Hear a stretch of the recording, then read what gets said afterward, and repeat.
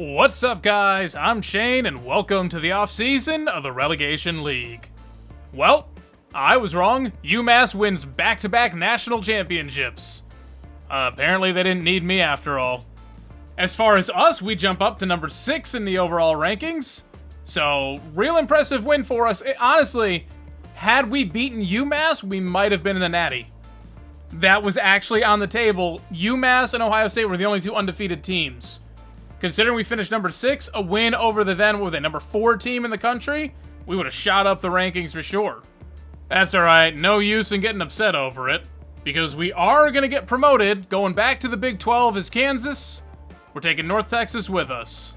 So let's do a quick spin around and look at all the teams getting moved around. Alright, so starting in the ACC, UMass obviously just won a national championship. They won a division, they're going to be protected going forward, another year of protection for them. And down at the bottom, West Virginia, 2-10, they're out. In the Coastal, don't let all this fool you. Actually, down in 3rd place, North Carolina were the representatives in the championship game, so they're going to get the protection. They all just beat the hell out of each other. The last time I checked this was, what, week 12 or something like that? Army was in 3rd place. They finished 9-4 and 3rd to last in the entire thing. But down at the bottom is Duke, no doubts about it. Wake Forest was protected anyways, but Duke, they're out. Coming up to replace them, Rutgers. Impressive season for them. Finally, they're going to get promoted, as will Buffalo.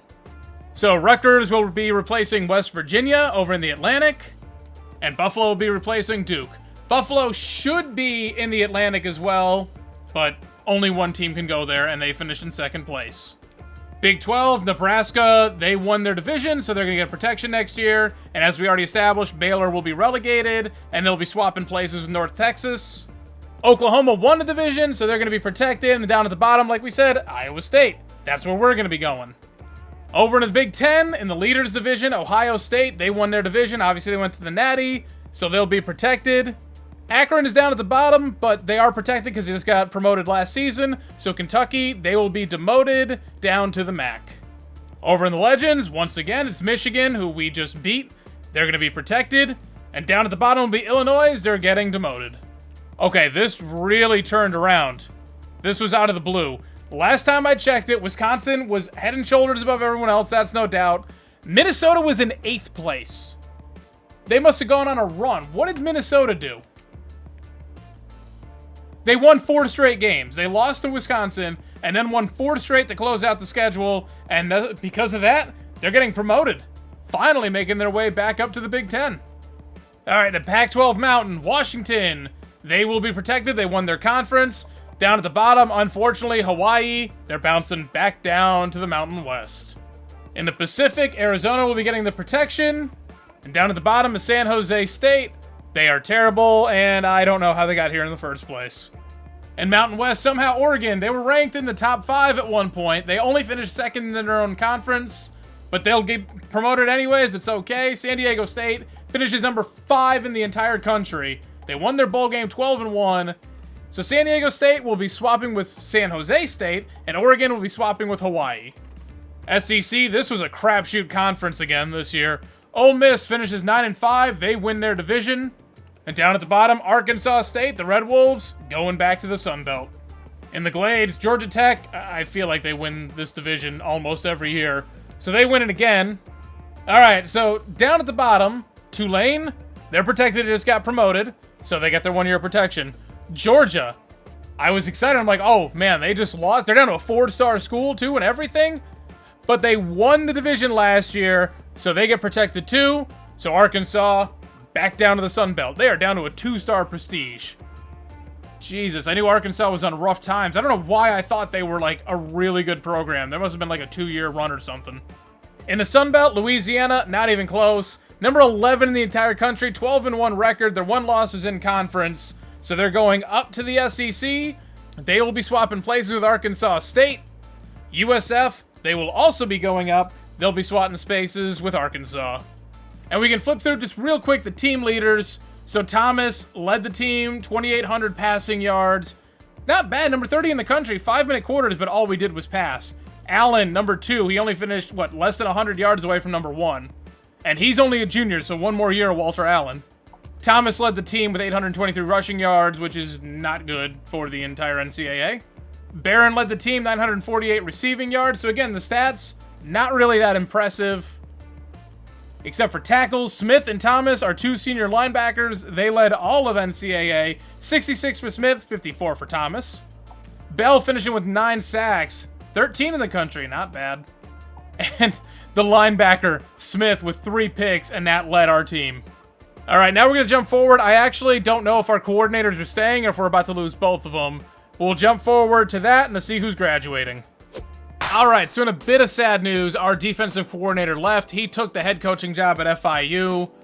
But we got Tim Bauer at D coordinator, who is level 8, replacing a level 4. So we actually upgraded. I'm perfectly okay with that. Oh, sweet. Thomas is getting drafted. He's going to be a 4th round pick, but that's great for him. I was hoping these offensive linemen would, but 91 overall, not enough to cut it. We are losing a lot of great pieces, though. Thomas, obviously.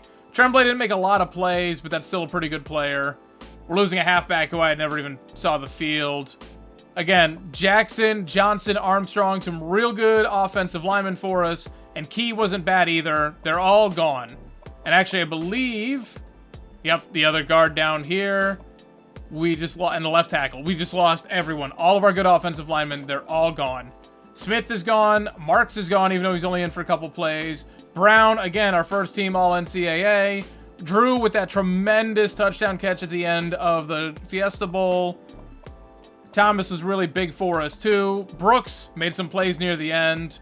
McCray, I think he had a pick at one point. So, losing some pretty good players, but hopefully what we're bringing in, again, top 10 class as of right now, that'll replace them. And no transfer requests. Well, shoot.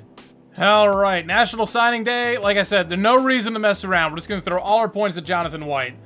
There's a couple guys here who would help out the back half of the roster. Someone like Patrick Lewis would be great. Brandon Lane would be pretty decent for us, but no, we're just going to throw it all at the 76D end and hope for the best.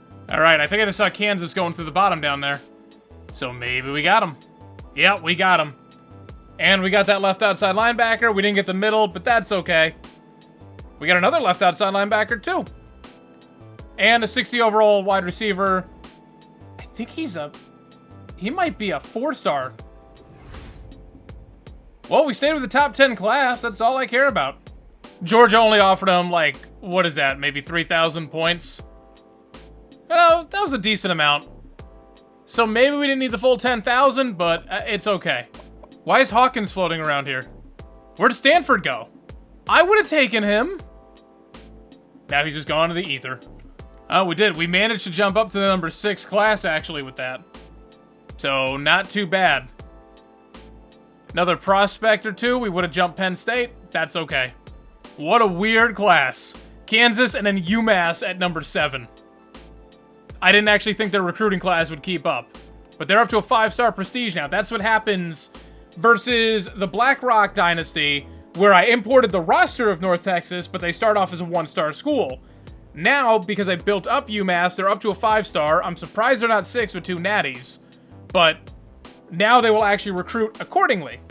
Now, Tulsa and App State are still in the top 30. And I saw Navy. I already saw Army. Oh, man, these triple option teams. I'm so glad I'm out of the ACC for the next... I mean, I'm not going to go back to them. We're going to go through every conference first. So next time you pick a team, we're only going to be down to the other 3 conferences, then the 2, then it'll just be the 1 conference, and then we'll open it back up to everyone. So I've probably got like 25 years until I have to go back to the ACC and deal with Army and Navy. So that's okay if it takes 5 years for all these teams. Guillory is an 81 overall free safety. Okay, so he's a safety, not a corner. All right, let's put you at free safety for a second. I think I'm going to cut Henderson just because I still hate his guts. The only reason I wouldn't is because I want to redshirt one of these two. And I'm wondering if just having Henderson as a backup option is better than Mathis down here. So Bates will catch a red shirt. He'll be our running back the next year. I'm glad we got Lucas, but I think I still want a backup behind Bates. Williams at wide receiver. Another one might catch a red shirt. But we'll have some wide receivers for a little bit. I'm not going to redshirt Houston, but I'm tempted. See, tight end. So we signed Scott, who's a JUCO junior, only a 65 overall. If Taylor gets like a +5 for progression, I might redshirt Barron. Even though he might be in the 90s, but I might redshirt him so he can come back as a draftable player the next year. All right, big step back on this offensive line. The JUCO is a 75 overall, and he's our best one now. Or no, he's not. 72 center, but then we got a 77 right guard. D-tackle Goss, 80 overall, but he's going to catch a red shirt because we got 3 seniors behind him and then this 1 junior. But these guys will all be gone. Goss will get a plus whatever, even if he only gets like a +3. So he'll be a solid starter for us for 2 years. We'll have Robertson for 1, and that'll buy me some time to find another D-tackle. Linebackers are messy. So we got Moody, 72 overall, 88 speed, 89 excel. I'm good with that playing middle for us. So High can get the start. So Moss is going to actually be starting as a true freshman at right. High here with Lane backing him up. Another speedster. Even if Barnett gets a +5, unless he gets it all to speed, he's not going to be starting. Oh, okay. So Guillory is going to be our free safety because he's an 81. He loses 2 points going to strong. And then Franklin, he's a free safety, but he doesn't lose anything going to strong. So he'll catch a red shirt, and he'll be starting his next year. Which means I actually did not address cornerback like I wanted to. But that was just dumb luck. Usually I can find cornerbacks sitting in the low lock cheese. Just didn't find any this year. So if we can pick up 1 or 2 pretty good ones, or at least an athlete who can play there, we're fine. I would put Guillory at corner. He's only a 76, and with player progression, like all the training results, he'll probably only be like the 5th or 6th best corner. So it's just going to be a wasted year. I'm better off redshirting him a year and letting him take over at free safety the next year. All right, that'll wrap that up. Let's take a look at training results. All right, these are some pretty solid results. Bell with a +5, Houston a +5, Barron a +5, Henderson a +6. Man, he just wants to stay on this roster. We'll give Henderson one last shot. It's a senior year. I always feel bad cutting some seniors. So he can stick around just so we can redshirt one of the other guys. Halfback, Ryan and Corbett are equal. I'm going to start Ryan. Corbett was great for us, but sometimes when you're the second string running back, that's just a good role for you. So I think he's better served there. Houston a +5. He might get the Deshaun Gaddy award. I don't know. It seems kind of pointless with a +5.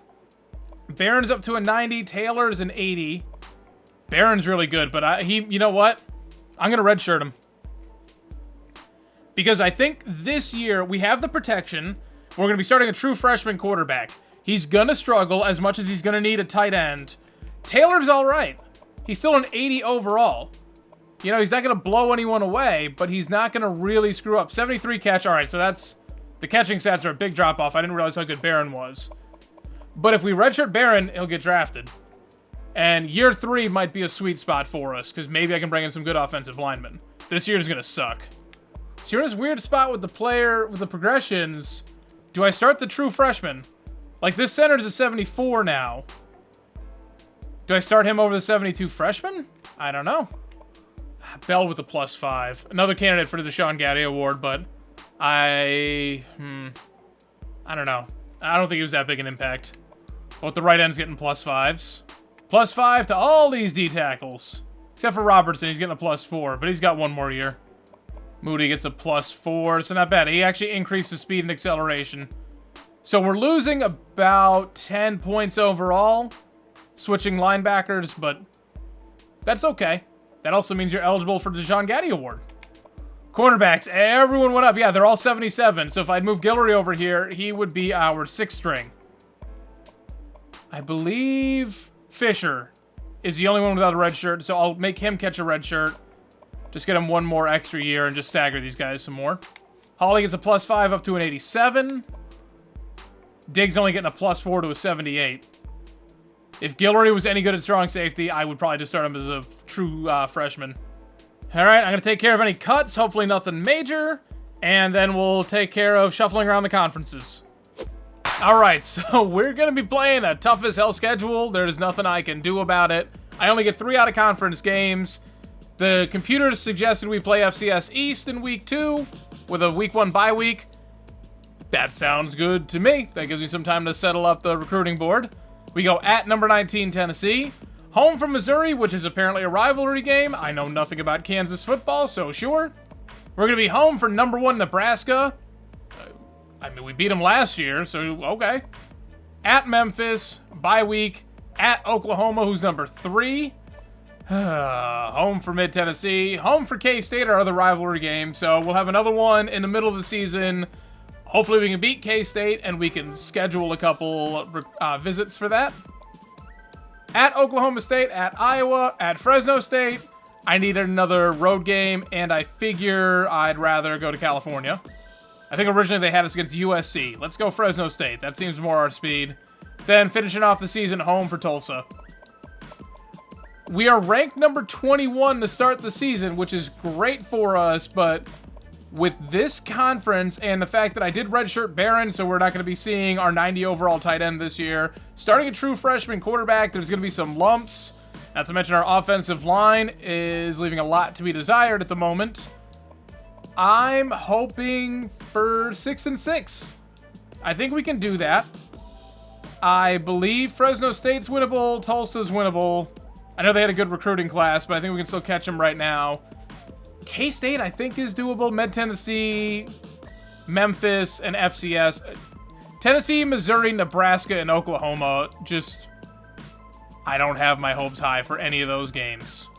Now, as far as red shirts, you guys already heard what I was going to do. Guillory did not catch a red shirt. He's an 81 overall free safety, but he's a 78 strong safety. So I might as well give him the year 1 start. Sorry, Diggs, but you ain't playing. But that'll wrap this episode up. I'll take care of the recruiting board in between episodes, get everything all set up.